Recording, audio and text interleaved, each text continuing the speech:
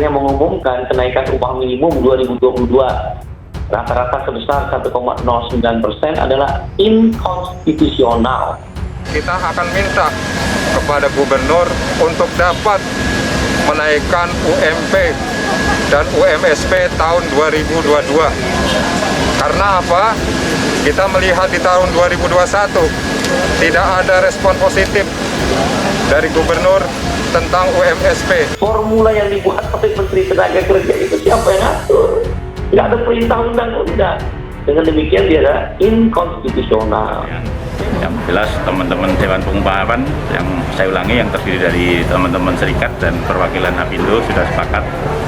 Ini yang biasanya yang agak terjadi perbedaan, tapi alhamdulillah kemarin sepakat. Kemudian pleno penentuan UMK yang diajukan ke gubernur.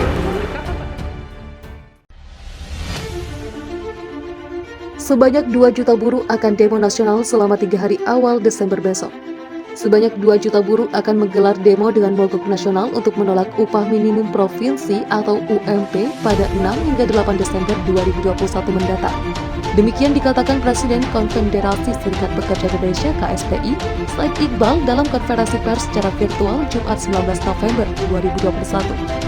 Iqbal mengatakan aksi mogok massal akan tetap mematuhi protokol kesehatan. Iqbal mengatakan aksi mogok nasional ini sebagai bentuk kekecewaan kaum buruh atau keputusan pemerintah yang hanya menaikkan upah minimum 2022 sebesar 1,09%. Prinsipnya mogok nasional ini adalah stop produksi 6, 7, 8 Desember 2021, ujarnya. Iqbal menyebut aksi mogok nasional ini melibatkan 60 federasi serikat buruh dan 5 konfederasi serikat buruh. Aksi mogok nasional ini tersebar di 30 provinsi dan 150 kabupaten atau kota. Bentuk mogok nasional adalah menggunakan Undang-Undang Nomor 9 Tahun 1998 tentang kemerdekaan penyampaian pendapat di muka umum akan mulai mogok nasional mulai pukul 08.00 hingga 18.00. Katanya, Iqbal mengatakan buruh menuntut upah minimum 2022 setidaknya bisa naik 5%. Hal itu telah diturunkan dari tuntutan sebelumnya yang meminta naik 7 hingga 10%. Adapun tetap meminta upah minimum provinsi UMP atau upah minimum kabupaten atau kota UMK 2022 naik sebesar 7 hingga 10%. Wakil Ketua Federasi Serikat Pekerja Metal Indonesia, Tri Widianto, menyatakan bahwa program yang diberikan Gubernur DKI Jakarta Anies Baswedan tidak menyentuh seluruh buruh. Setelah sejumlah buruh menuntut kejelasan kenaikan upah minimum provinsi, Anies sempat mengatakan regulasi kenaikan UMP tetap diatur oleh pemerintah melalui Kementerian Ketenagakerjaan, di mana pemerintah tetap menetapkan kenaikan UMP 2022 yakni sebesar 1,09%. Sehingga tugas Pemprov DKI hanyalah membantu dengan mengurangi pengeluaran buruh dari program yang diberikan. Program ini dihadirkan guna meminimalisir pengeluaran buruh. Ia pun mencontohkan transportasi gratis dan program pangan murah. Kendati begitu, Tri yang mewakili suara buruh mengatakan program ini tak dirasakan oleh seluruh buruh.